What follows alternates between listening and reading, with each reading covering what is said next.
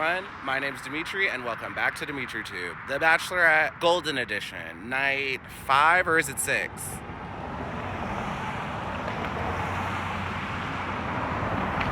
Let's talk about it. Currently, I'm in Palm Springs. I will try to get you this review as soon as I can, but I decided to just start the video here, y'all. It is so beautiful here, like, California is just a pretty state. But yeah, I just thought it'd be a cool idea to like start this video up and have the backdrop and the mountain. It's so pretty. We don't have stuff like this. We don't have stuff like this on the East Coast, so I wanted to show y'all. Let me flip around my camera.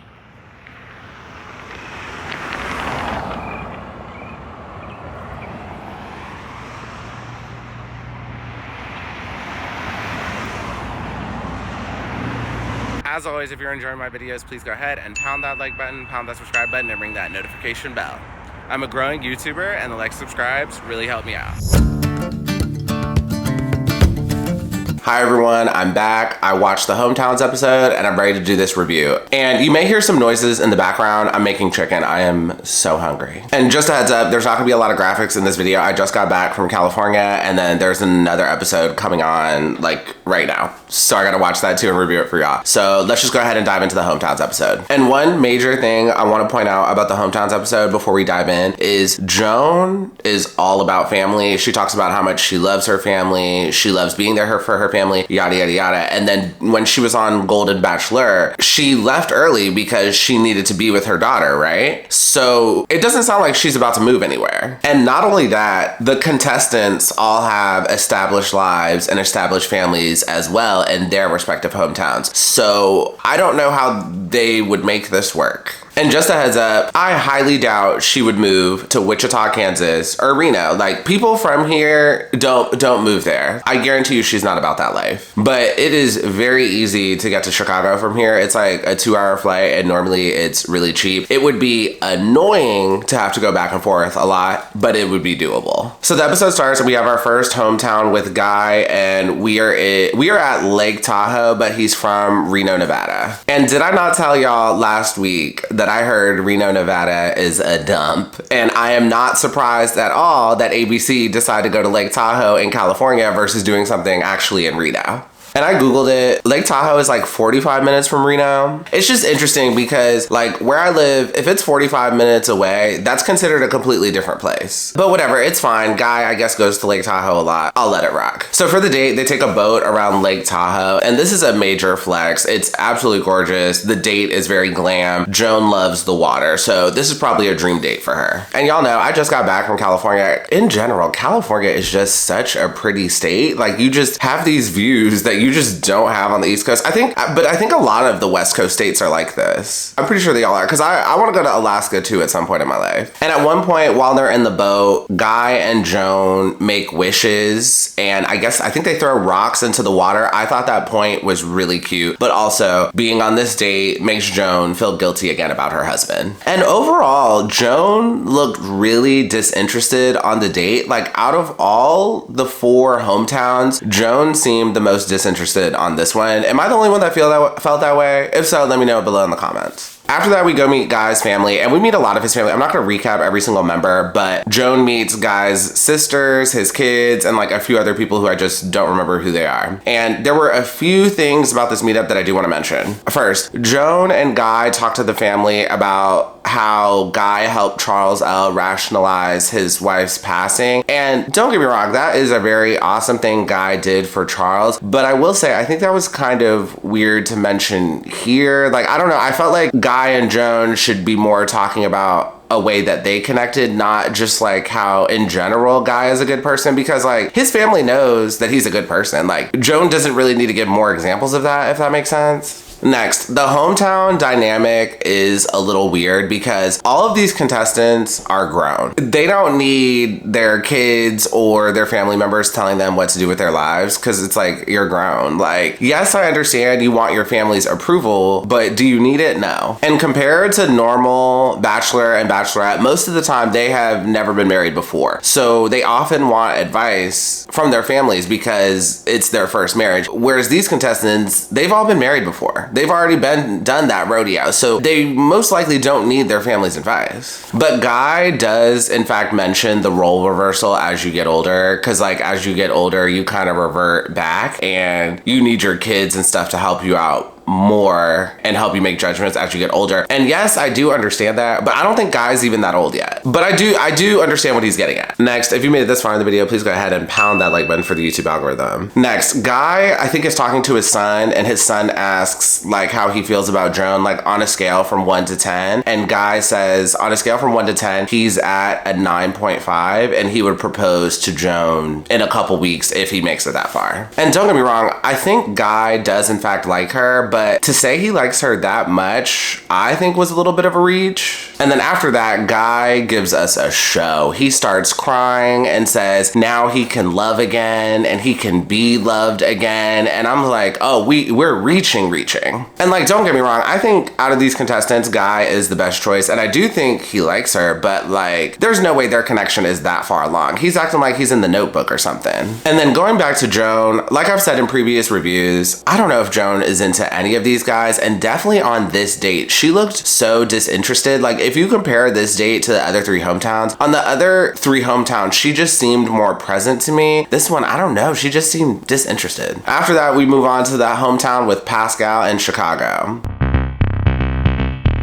And yep, it's that time, outfit of the episode. For this week's outfit of the episode, I'm giving it to Joan's outfit on the hometown with Pascal. Joan is serving us a long beige dress with a slit on the side, and she pairs it with a necklace. And this outfit is just a home run. I think this is like the perfect outfit for our hometowns. It's a little sexy, but also very demure. This color looks great on her. I love the fit. The body is bodying. This outfit is it. And then at the top of the hometown, Pascal says in his French accent, "I got you home." And I thought that was so cute. I don't even know why. I just thought it was really cute. So for the date, Pascal takes Joan to his salon, which again, that is just a major flex. And I think he takes her for a ride in a sports car. Again, he's flexing. I mean, if you got it, like flaunt it, whatever. And normally women just love to see a successful man and somebody who is happy and super comfortable in the job that they do. And it's clear Pascal loves what he does. And for a second there, I thought Pascal was gonna give Joan a Brazilian blowout.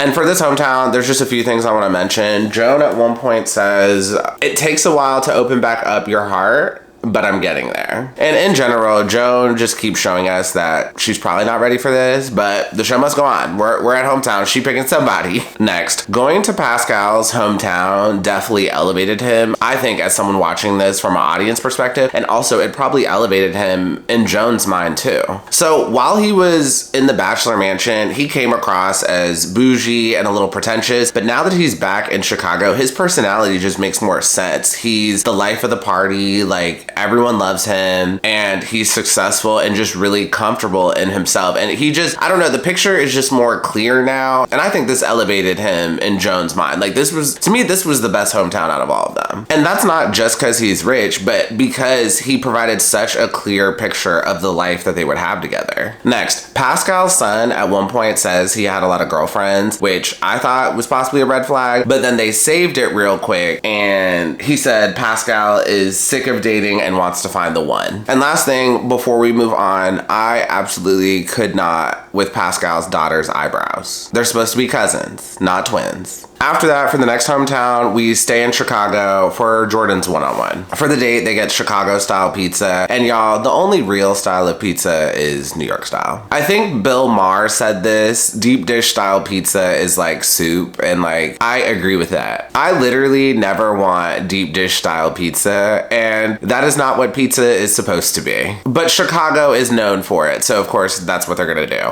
And they also have a slice of gay pride cake. And Jordan says this is the best cake you will ever taste. So I normally do not like multicolored cake like this. Also, you know, like the yellow cake with like the funfetti in it? Gross.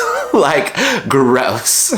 And like, don't get me wrong, I love cake, but if it has a lot of food coloring, food dye in it, I usually don't like it. I don't know. That's just, I mean, I think it makes it taste weird. Not that I'm necessarily tasting the food coloring, but anytime I have cake like that, I usually don't really like it that much. Anyways, so while they're on the date, Joan Joan says, just because we're in our 60s doesn't mean we're going to bed at 9 o'clock. And I'm like, what? Girl, you told Jonathan on a previous episode that you wake up every day at 5 a.m. to work out. If you're waking up at 5 a.m. to work out, you're definitely going to bed at 9 o'clock. If anything, you're going to bed at 8:30. After that, we get an opportunity to meet the family. Joan meets Jordan's 3 brothers and I think 2 of his daughters. I think he has 3 daughters, but I don't think all 3 of them were there. And sidebar, I don't think Jordan looks anything like his brothers. And that's fine because I have a sister and I don't really look like my sister. Growing up, people would ask if I was like adopted. And while they're chatting with the family, they're talking about their ice skating date and Joan says, oh, he's from Chicago. Of course he can ice skate. And like, how does that even correlate? Like, what? So like Jordan did not know how to ice skate, but because he's from Chicago, he should have known how to ice skate. Like, that doesn't make sense.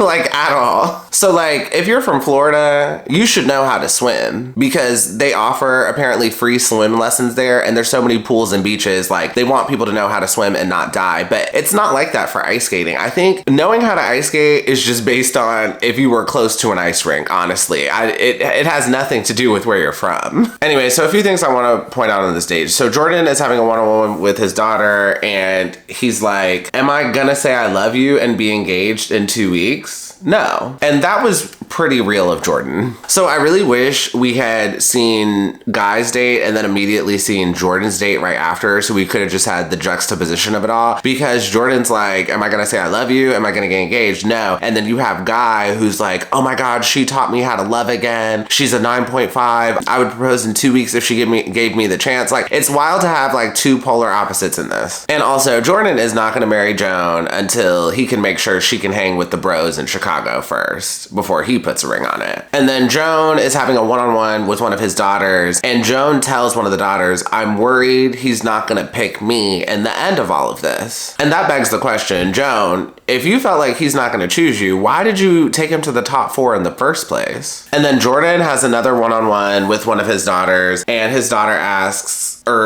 tells him, you have your wall up the most. And then Jordan responds, I mean, I understand, but what walls am I holding up? And then she responds, the ones where you talk about your feelings more. And then Jordan responds, I guess I could maybe be more vocal about talking about my feelings more. And like, y'all, he's just so unserious. So let's unpack this. Jordan either wants a girlfriend or he just wants more women in his DMs. This man is not trying to get remarried. And if he is to get remarried, it's not anytime soon. I'm pretty sure Jordan is in these streets and he is smashing. It has been a decade since he was divorced and his daughter says he hasn't dated anyone seriously. They do not go into the details of everything, but his divorce was real bad and his divorce messed him up. So this man is in no rush to get remarried. If anything, he probably just wants a girlfriend and to not actually get remarried. And honestly, that would maybe be a good option for Joan. Like, if Joan just wanted to have like a long-term boyfriend but not necessarily get remarried, that could be an option for her, and that could maybe help her deal with the guilt of dating after her husband passed. Like, you don't have to get remarried. Like, that could be an option. You could just like date someone seriously. And in general, it is not clear what Joan wants. So on the normal Bachelorette, the women want to get married. Most of the time the women want to get married, they want to be engaged, they are trying to make it happen as soon as possible. But on this, it's supposed to end in an engagement, but Joan doesn't really seem to be pushing engagement or to get remarried again. So I'm curious if that's actually what she wants. But also at the same time, it's still a little early to tell. We're about to go into fantasy suites and the final 2, so we'll see how much she pushes marriage in the coming episodes. But up to this point so far, she hasn't been really pushing engagement or marriage. And lastly, we go to Wichita, Kansas for Chalk's hometown, and for the date, they do a celebration of life for Chalk's mother. And I very much have mixed feelings about this. So Chalk's mother just passed, and he had to leave the show, come back, yada, yada, yada. And now that Chalk is in his hometown again, they're doing a celebration of life. This makes sense, but one of the things about hometowns is I like when the contestants give like a little taste of what your life would be like if you choose me. And the celebration of life thing, this is almost, it's not like going to a funeral, but it's almost like going to a funeral where that's not really something you'd be doing every day. And in general, going to like a celebration of life ceremony, this is like so heavy. And I just feel like it doesn't give a good representation of what a life with them would be like. It makes sense, but I really wish they did something else. And then Chalk's fiance passed, but Chalk's fiance's father was there, and a big storyline was that Chalk really wanted Joan to meet him, and that was kind of a lot of the storyline too. And again, it makes sense, but also it was just it was a little weird to me. I'll say that. It was a little weird. And then other than that, not really much happened on the date. Joan got to meet his kids and some of his family, and then they played a few games. But other than that, there really wasn't much you could take away from this date. After that, we move on to the rose ceremony, and Joan gets an opportunity to talk to Jesse Palmer. And like, does Jesse have a cold? He sounds so weird. Like, he sounded so weird. Like, I think he had a cold or was getting over some kind of sickness. And during the rose ceremony, Jordan ends up getting eliminated. This makes sense because from Jordan's hometown, we found out he's not serious at all. He's clearly not trying to get remarried, and it's not clear how important that is to Joan, but to eliminate Jordan did make sense. Also, I was kind of getting the vibe that Jordan only came on this show so he would have more women blow him up in the DMs, which will probably happen. But also at the same time, Joan said she felt like Jordan wouldn't pick him at the end of this. And if Joan felt that way, why did she even take it to the top 4? Like, that's a question we never really got answered. But that is the end of the episode and the end of this review. If you enjoyed this review, please go ahead and pound that like button, pound that subscribe button, and ring that notification bell, and I will see you all next time. Have a good one. Bye.